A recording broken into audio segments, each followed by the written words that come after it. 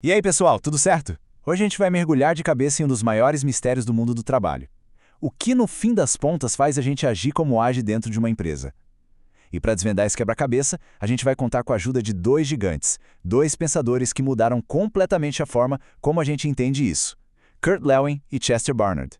Bora ver o que acontece dentro da nossa cabeça e no meio da dinâmica das equipes. Olha, essa é a pergunta de 1 milhão, né? Será que é só o salário no fim do mês? Será que é aquela paixão pelo que se faz? Ou, quem sabe, a pressão do chefe? A verdade é que a coisa é bem mais complexa. Existe uma teia de fatores quase invisível que vai moldando nossas atitudes, nossa produtividade e, por que não, a nossa felicidade no dia a dia. Vamos investigar isso juntos. E o nosso primeiro guia nessa jornada é o psicólogo Kurt Lewin.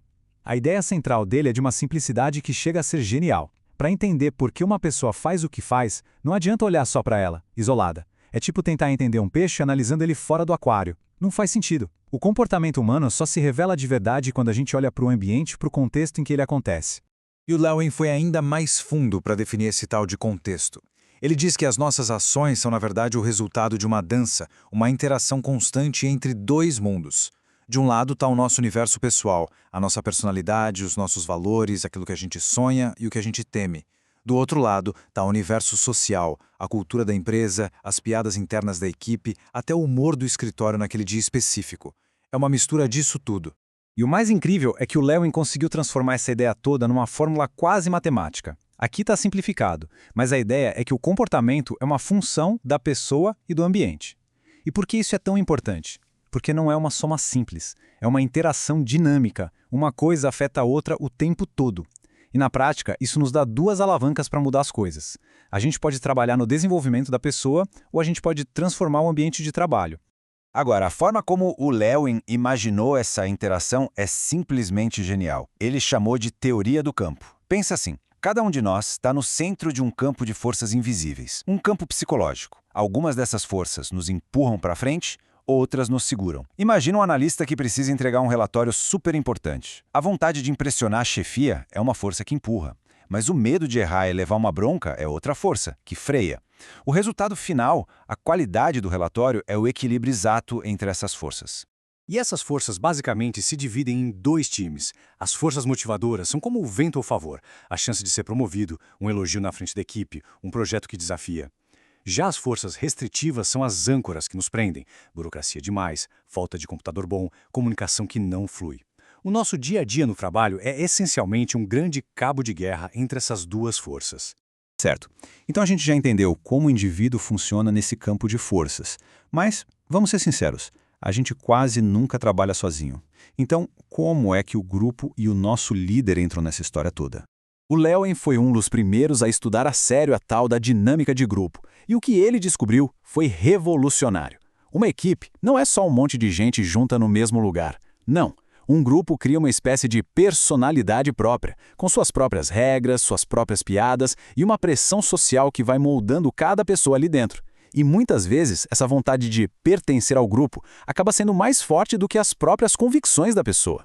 Tá, mas o que define a personalidade de uma equipe? Lewin apontou 3 fatores principais. Primeiro, o estilo do líder. É ele quem dá o tom da música. Segundo, o nível de cooperação, ou seja, as pessoas se ajudam ou competem o tempo todo. E terceiro, o clima psicológico. O ambiente é seguro para a gente dar ideias novas ou é um lugar onde todo mundo tem medo de errar? Esses 3 fatores juntos criam um ecossistema onde o trabalho acontece.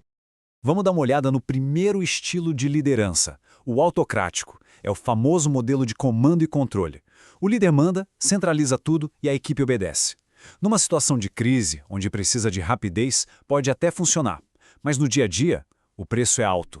A equipe fica passiva, a criatividade vai para o espaço e as pessoas trabalham só para cumprir tabela, sem um propósito de verdade. Do outro lado da moeda, a gente tem um líder democrático. Imagina um maestro numa orquestra. Ele não toca todos os instrumentos, mas ele cria a harmonia. Esse líder envolve a equipe, ouve as pessoas, incentiva o debate. E o resultado? A motivação vai lá para cima, o pessoal se sente dono do projeto e a inovação aparece. A equipe não trabalha para o líder, ela trabalha junto com o líder. Faz toda a diferença. E por último, tem o estilo liberal, que o pessoal também chama de laissez-faire, que é o famoso deixa rolar. Aqui, o líder dá liberdade total e só aparece quando é chamado, quase como um consultor. Para uma equipe super experiente, madura, que já sabe o que fazer, isso pode ser o paraíso. Mas para um time que ainda precisa de rumo, o resultado pode ser o caos total, com cada um correndo para um lado. Bom, a gente já olhou para o indivíduo, já olhou para o grupo, agora vamos dar um passo para trás e olhar para a organização inteira. E para isso, vamos chamar o Chester Barnard, que via a empresa não como uma máquina, mas como um organismo vivo. O Barnard é uma figura muito interessante, porque ele é a ponte entre as teorias antigas que só olhavam para a estrutura e a visão mais moderna, que foca nas pessoas. A grande virada de chave que ele propôs foi essa: entender que uma organização é, antes de mais nada, um sistema social que só funciona com base na cooperação voluntária das pessoas. E essa é, talvez, a ideia mais forte do Barnard. Uma empresa não é o prédio, não são as máquinas, não é nem o organograma bonitinho na parede. A empresa é feita de gente que todo santo dia toma a decisão, consciente ou não, de colaborar. Se essa vontade de cooperar acaba, a organização, por mais forte que pareça, simplesmente deixa de existir. Então, o que segura essa cooperação no dia a dia? Barnard diz que são 4 pilares. Primeiro, precisa ter coordenação. Depois, uma comunicação que flui de verdade. Também é preciso um sistema de incentivos que faça sentido. E por último, a ideia mais revolucionária dele: a autoridade precisa ser aceita por quem a recebe. E é aqui que o Barnard vira o jogo do poder de cabeça para baixo. Para ele, a autoridade de um gerente não vem do cargo chique que está no crachá. A autoridade de verdade é dada de baixo para cima. Ela só existe quando a equipe olha para aquela pessoa e decide por conta própria que vale a pena seguir a orientação dela. Ou seja, o poder não é imposto, ele é conquistado. Barnard foi tão detalhista que criou 4 condições para isso acontecer. Imagina que um gestor pede para um funcionário ficar até mais tarde para terminar um projeto. Para que essa pessoa aceite numa boa, 4 coisas têm que acontecer na cabeça dela. Primeiro, ela tem que entender o que foi pedido. Segundo, ela precisa sentir que aquilo ajuda a empresa de alguma forma. Terceiro, o pedido não pode bater de frente com os interesses pessoais dela, tipo perder o aniversário do filho. E quarto, ela precisa se sentir capaz de fazer a tarefa. Se falhar em qualquer um desses pontos, a cooperação vira, no máximo, obediência a contragosto. Ok, juntando tudo que Lewin e Barnard nos ensinaram, o que isso significa para o gestor de hoje? Essas ideias não são peças de museu, não. Elas são um manual de instruções super atual para qualquer pessoa que lidera uma equipe. De acordo com Barnard, o gestor moderno tem 3 papéis fundamentais. E repara como todos eles são sobre pessoas. Primeiro, ser um guardião da comunicação, garantindo que a informação chegue em todo mundo. Segundo, ser um facilitador da cooperação, tirando os obstáculos do caminho. E terceiro, ser um porta-voz do propósito, deixando muito claro para todo mundo para qual direção o barco está remando. E essa frase do Barnard, olha, ela resume tudo de um jeito perfeito. Administrar não é sobre gerenciar planilhas ou controlar processos. É uma atividade na sua essência humana. É a arte de juntar talentos, alinhar o que cada um quer para que a cooperação aconteça naturalmente. Então, a grande lição que a gente tira de tudo isso é a seguinte: para ser um bom gestor, só saber da parte técnica não adianta. É preciso ser um pouco psicólogo para entender cada pessoa e as forças ao redor dela, como Lewin nos ensinou. E precisa ser também um pouco sociólogo, para sacar que a organização é um sistema vivo, complexo, que depende da cooperação para existir, como Barnard nos mostrou. E para a gente fechar, fica aqui uma reflexão.